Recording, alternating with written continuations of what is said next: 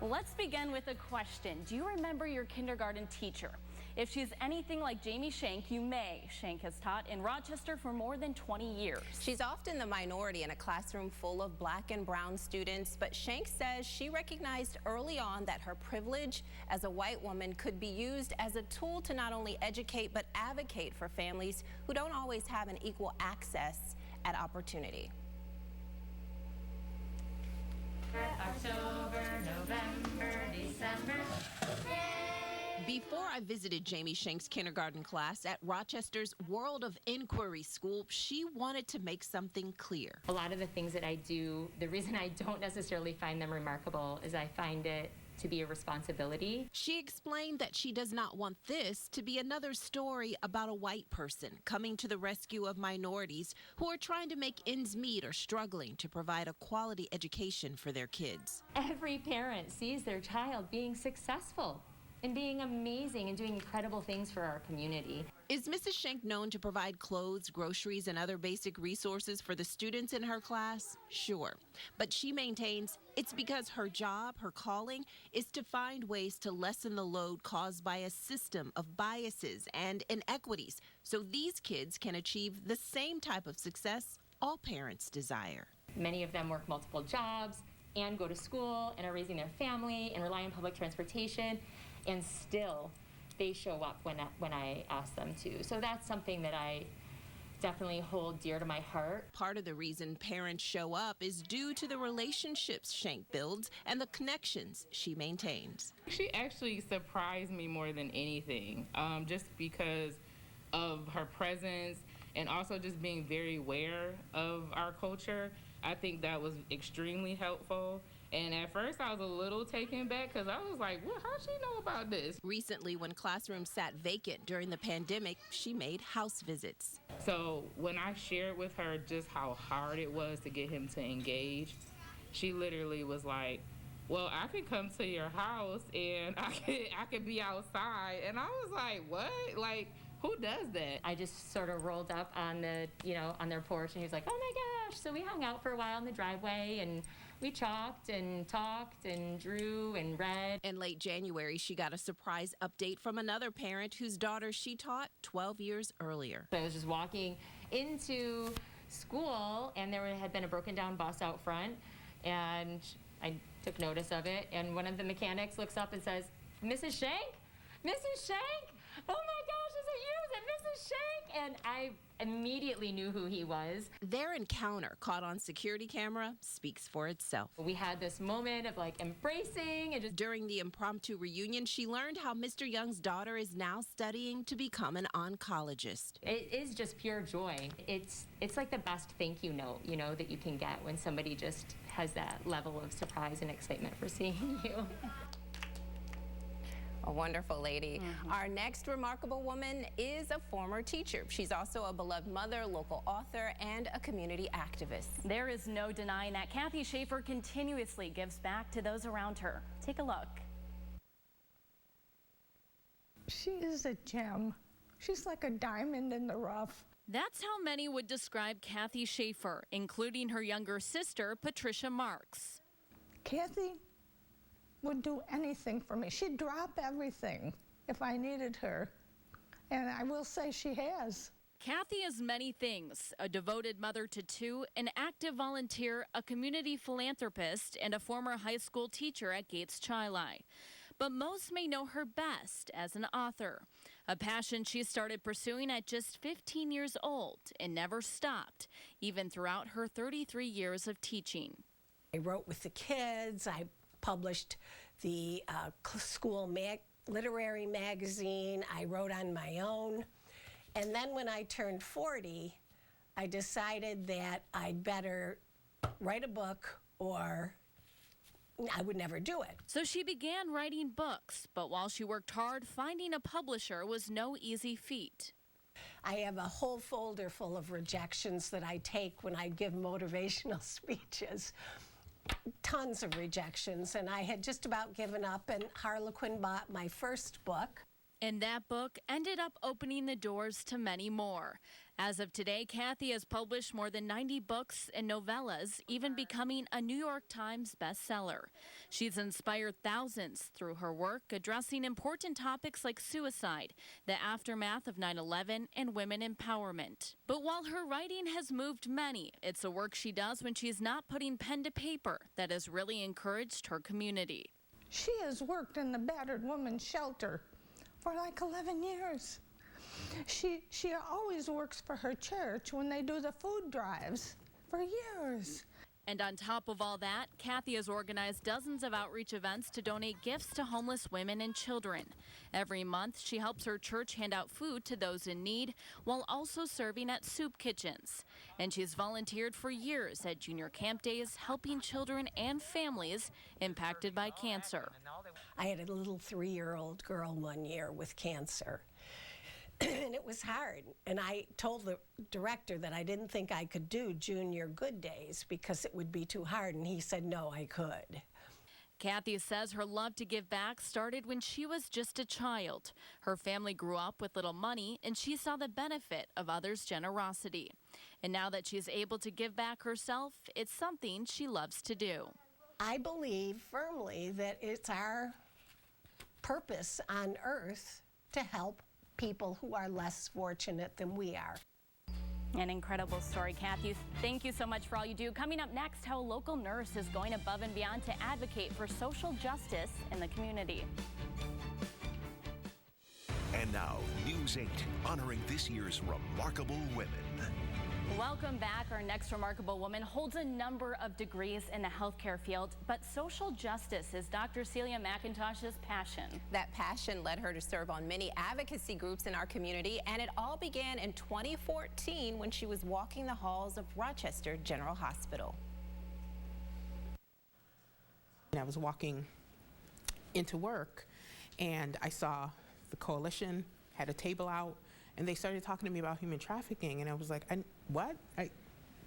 I was blown away because I didn't realize someone could trick you and force you to have sex with 10 to 15 men a night. You know, so it was just such a heinous crime that I couldn't unhear it. I couldn't unsee it. Dr. Celia McIntosh says when she learned that 88% of human trafficking victims come in contact with healthcare providers who aren't aware of the signs, she sprung into action educating her colleagues. So 9 out of 10 patients, you know, coming in contact with us, and we could not help them because we didn't know what the red flags were or the risk factors. Dr. McIntosh became a member of Rochester's Regional Coalition Against Human Trafficking in 2014, and she served as president since 2016. I say, you know, traffickers are led by PCR, power control and revenue. She estimates the group has trained over 5,000 people in healthcare. They educate law enforcement and other community groups as well. The coalition also works to connect survivors and those at risk of being trafficked with the services they need to lead a successful life. When News 8 learned of her tireless efforts, we wanted to share with viewers some of what makes this advanced stroke certified registered nurse with a doctorate in nursing practice such a remarkable woman. We haven't solved the problems of the social problems of the world that make people vulnerable. She explains men, women, and children are most vulnerable to being trafficked when their basic needs are unmet. Things such as food, housing, education, and yes, love. Because trafficking is hugely relationship-based. So someone could be filling a void. You know, one person specifically, this thing that I read, this article that I read, stated that this girl, her trafficker was the first one to buy her birthday cake. As a result, McIntosh has a seat at the table of many other groups, including the Black Nurses Association, Police Accountability Board, and the Food Policy Council. When I got involved in doing this advocacy work, that's when I realized that human trafficking doesn't happen in a vacuum. Dr. McIntosh is so passionate about making a difference that she's adjusted her work schedule so she can be available during the week for meetings and other advocacy events. When I actually obtained my doctorate, one of the focus of it was to improve population health. And I feel like, you know, when we think about if I'm improving someone's life, someone that's being trafficked, or improving the resources, them having access to equitable resources, then I can have the potential to improve generations. Thank you for all you do, Celia. Adversity didn't stop our next remarkable woman from serving the community. Instead, it gave her more determination. We'll show you how she's going above and beyond next. And now, News 8, honoring this year's remarkable women. Welcome back. A local business owner and a community activist, both can be used to describe our final remarkable woman. Evangelist Stanley has gone above and beyond to change the lives of others, and adversity has only inspired her to do more. I wasn't a victim. I don't want to look at it as a victim. God made sure that I walked out. On December 23rd of 2019, Evangelist Stanley's life changed forever. The guy chased me in, and I was yelling for help. For the second time in 3 years, Van was targeted by an armed robber at her restaurant, People's Choice Kitchen. Thankfully, that night, her friend had been there to help. He actually started fighting the guy. I heard the gunshot. I was like, oh my God, this guy has a gun in my restaurant. So I ran and hid it in the basement. It's now been more than 2 years since that incident, and Van and her family are okay. But these bullet holes at the restaurant still remind them of that night. It has been rough, but we're strong. We make sure that we don't let anything deter us. I still stand. I'm still committed to the community. The community didn't give up on me, so I'm not giving up on the community. And she hasn't given up. Van's always given back to her community, but since that day, she's been motivated to do even more.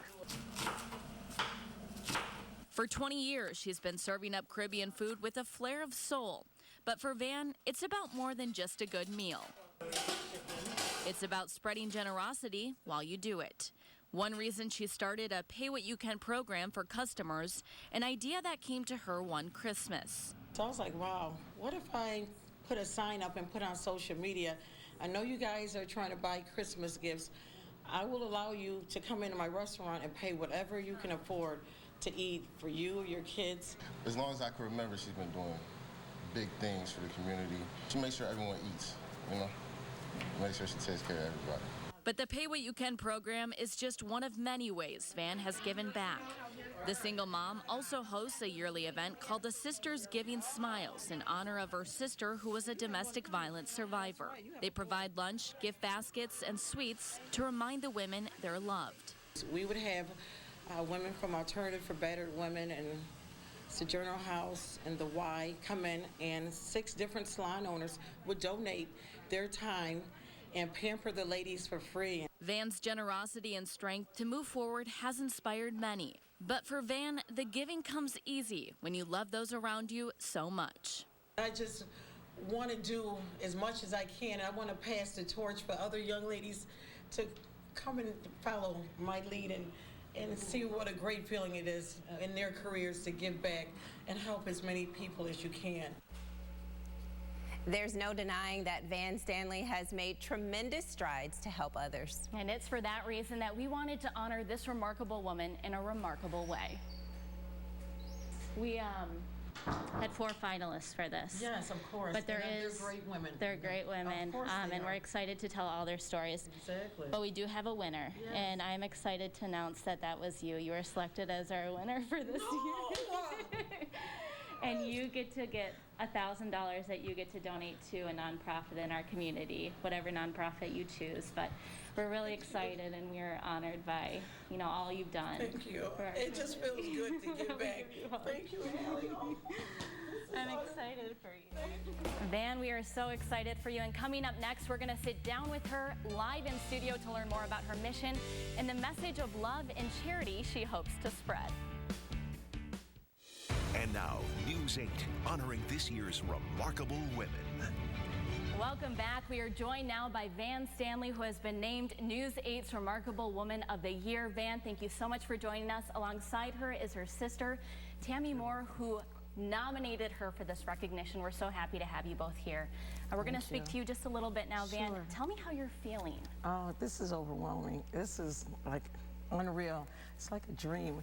This is what I love to do, give back. So to be honored and recognized for something, I think not twice. I just do it instinctively. To give back is amazing. So I am like in shock. I'm in awe. So thank you, Channel 8 News. And all the great, remarkable women that were nominated. Awesome stories. It's like, wow. So thank you. Well, thank you for all you do in our community. Your younger sister, Tammy, obviously recognized all your efforts. Tammy, tell me why you nominated her. My sister is just outstanding. Her strength, her courage, her bravery. It takes a lot to first start a business, to run the business, and then to do all the things that she's doing in her community is outstanding. And I didn't want that to go unnoticed. Oh, absolutely, and we're happy to recognize it. Tammy, you've been growing up with her, obviously, for a long time. Has she always been so giving and so motivated to help others? Absolutely. At 16, she gave me my first diamonds, but this is no comparison what she's doing in her community. There's no comparison. The diamonds compared to all the lives she's touching is remarkable.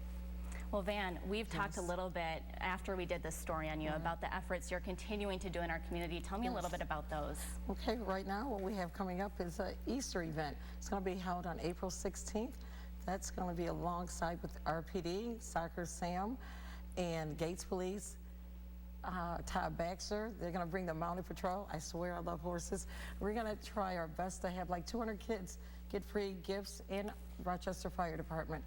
I tell you, I have a village behind me, and whenever they say, Van, you need it, we're here for you. So I want to thank law enforcement and the owner, boss, all of these great business owners that contribute in our first responders. If only people know how much the law enforcement makes Christmas possible and Thanksgiving possible for families in need. And Van, my last question for you. What are you hoping to inspire in the community? What do you want to have a legacy? Well, I want these young ladies and young men, entrepreneurs that's coming up behind me, to realize it's such a great feeling to give back and to find something that they're passionate about, or different charities, and see if they can help make their community a better place. It takes a village, and it takes everyone to get on board and try to help our community, because we need a lot of help. And to me, to give smiles to different kids and parents' face, it means the world, and I would love for young ladies and men to grab that torch and keep going and see what it feels like. Well, thank you for all you've done for our community. We are so happy to have you here. Your sister, she flew in to join us here today. So thank you both for being here at News 8. Teresa, we're going to send it back to you. All right. Well, thank you all, ladies. And a special thanks to the remarkable women we've highlighted tonight. Your stories inspire us all to be better and to be the best we can be. For Allie Peters, I'm Teresa Marstenberg. Thank you for watching.